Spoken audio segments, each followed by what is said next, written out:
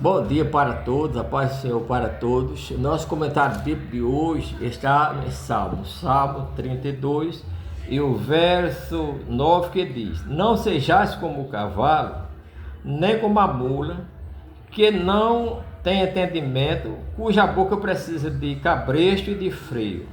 Então, meus amados irmãos, Deus falou através desse salmo.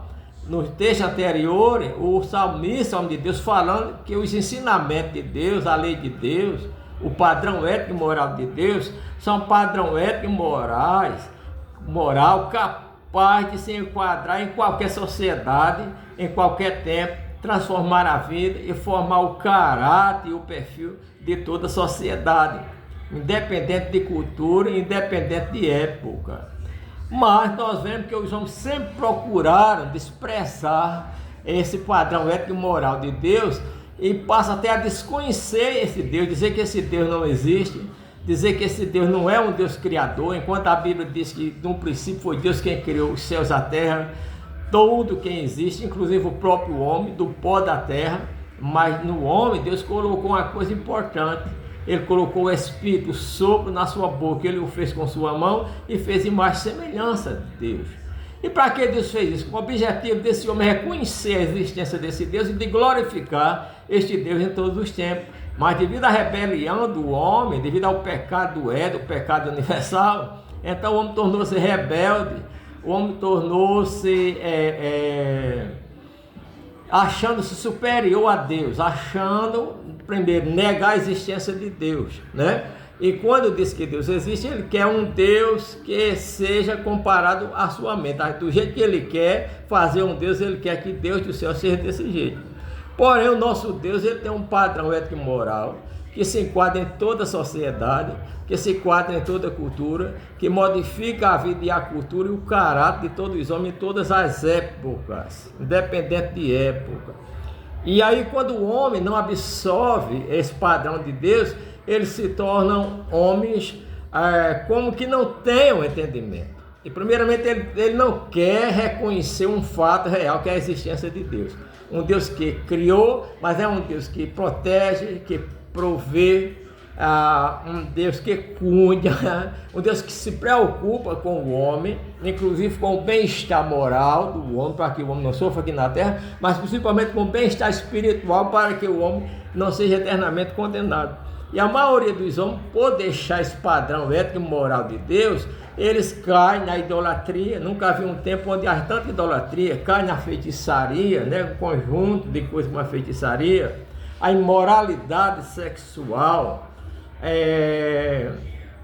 a questão da violência que destrói a sociedade, a insegurança que destrói a sociedade. Tudo isso é falta de Deus na vida do homem.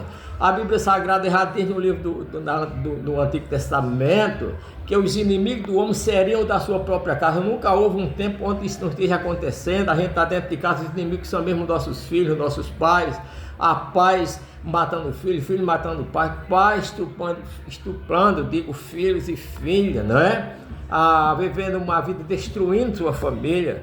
Nós vemos que nessa sociedade atual, amado irmão, a sociedade a cada dia, em vez de melhorar por causa do avanço da ciência, da internet, da tecnologia, ela se torna uma sociedade cega para as coisas que estão acontecendo. Por exemplo, o homem destruiu a natureza, destrói a floresta, a ambição para ter bem material. Aí Deus manda chuva com excesso no canto, inundação no outro, a geleira se desmanchando, a seca onde havia no Pantanal, por exemplo, a falta de alimentação, as guerras estourando. Aí tudo isso está mostrando que tem um Deus e que ele está se cumprindo.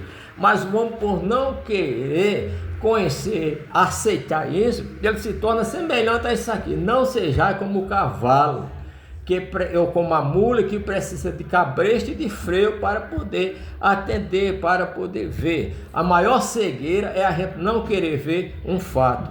Por isso, meus amados irmãos, Qual a única regra, qual o único padrão moral e espiritual que pode transformar a sociedade, trazer paz à sociedade, mudança de vida e segurança? É o ensinamento de Deus.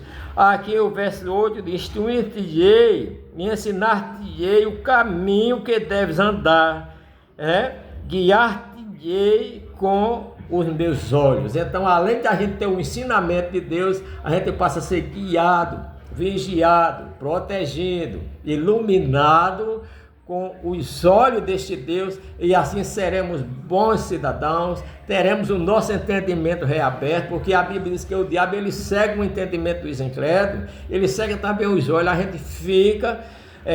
o livro do profeta Isaías, capítulo 1, a partir do verso 13, ele diz: o boi conhece o seu dono, e o jumento a sua manjedoura, mas o meu povo não me conhece, não tem entendimento. Já pensou um ser humano ter menos entendimento do que um animal?